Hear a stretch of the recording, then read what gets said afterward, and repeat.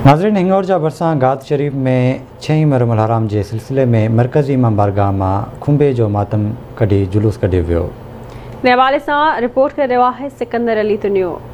हिंगोर जा भरिसां गाद शरीफ़ में हर साल जियां 6 मुहर्रम अल हराम ते करबला के शहीदन के याद में मरकज़ी इमाम बारगाह में खुंबे जो मातमी जुलूस बर्पा किया वियो, जैमें खैरपुर ज़िले के मुख्तलिफ़ शहरन के अज़ादारन के वॾे अंग शिरकत कई। अज़ादारन मातमी जुलूस में ज़ुलजना अलम पाक ऐं झूला खणी शहर के मुख्तलिफ़ रस्तन का थींदा इमाम बारगाह पहुता, जिते मजलिस अज़ा मुंतक़िद कई वई, जिते मुल्क के शिया आलमन करबला के मैदान में हज़रत इमाम हुसैन अलैहिस्सलाम ऐं उन जे साथियुनि पारां ॾिनल लाज़वाल कुर्बानीनि ते रोशनी विधी। खुंबे जे मातम दौरान गाद शरीफ़ के मुख्तलिफ़ चौकनि चौराहनि ते सबीलुनि जा पिणु स्टॉल लगाया विया ऐं जॾहिं त सिक्योरिटी जा इंतज़ाम पिणु सख़्तु कया विया हुआ। खुंबे के मातमी जुलूस में शामिल अज़ादारन आवाज़ टीवी न्यूज़ से पंहिंजा वीचार हिन रीति वंडिया आहिनि। जो 6 मुहर्रम जो जुलूस होते हे असां क़दीमी जुलूस आहे। सुबुह जो ज़ुलजना जुलूस निकिरंदो आहे ऐं तक़रीबन 1 बजे खां पोइ असां जेको मस्जिद शुरू थींदी आहे ऐं उन खां पोइ अज़ादारी शुरू थींदी आहे, जंहिंमें सेठार जा, निहाल खान सोलंकी, हिंगोर जा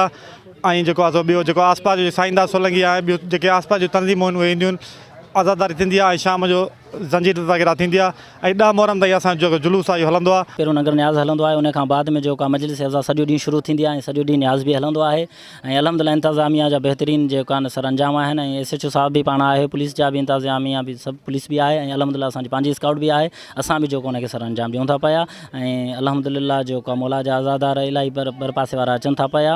हिते आज़ादारी थींदी आहे, नुआखानी थींदी आहे, ज़रब जो मातम थींदो आहे ऐं हिते जेको आहे सो घणे अरसे खां वठी आज़ादारी थींदड़ आहे ऐं असांजे सॼे ॻोठ जे सहकार सां थींदी आहे। कोर्टीअ जे हिसाब सां असां वटि अल्हम्दुलिल्लाह अमन अमान हूंदो आहे, को बि असां सां हुकूमत ताउन कंदी आहे। 100 साल खां अॻु में माना मातम थींदो रहंदो आहे। इमाम हुसैन जो मातम, नंगर न्याज़, सबील, ज़रब जो मातम, दुलदुला, ताबूत, सेज, इहे सालों साल जॾहिं मुहर्रम महीनो ईंदो आहे त पंहिंजे धूमधाम सां मातम मल्हाईंदा आहियूं।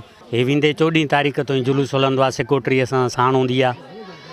7 तारीख़ सेठार जा बाला, 8 तारीख़ सेठार जा स्टेशन वेंदा आहियूं, वरी 9 तारीख़ न्याल कोन ॻोठ, वरी 10 तारीख़ साईं 11 गॾिजी वेंदा आहियूं, 12 मलीराणी माशी।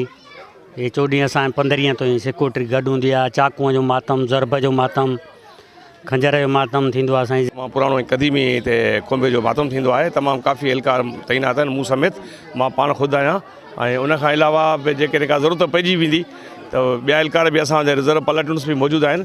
अल्हम्दुलिल्लाह हिते अहिड़ो को बि जेको आहे सो वाक़ियो न थियो आहे, न थींदो ऐं असां पूरो उमीद आहियूं। ऐं अज़ादार बि तमामु पढ़ियल ऐं सुलझियल तमामु समझदार माण्हू आहिनि। मातमी जुलूस में शामिल अज़ादारन हज़रत इमाम हुसैन अलैहिस्सलाम ऐं उन जे साथियुनि जे करबला के मैदान में ॾिनल लाज़वाल कुर्बानीनि जे यादि में या हुसैन जूं सदाऊं बुलंद कयूं।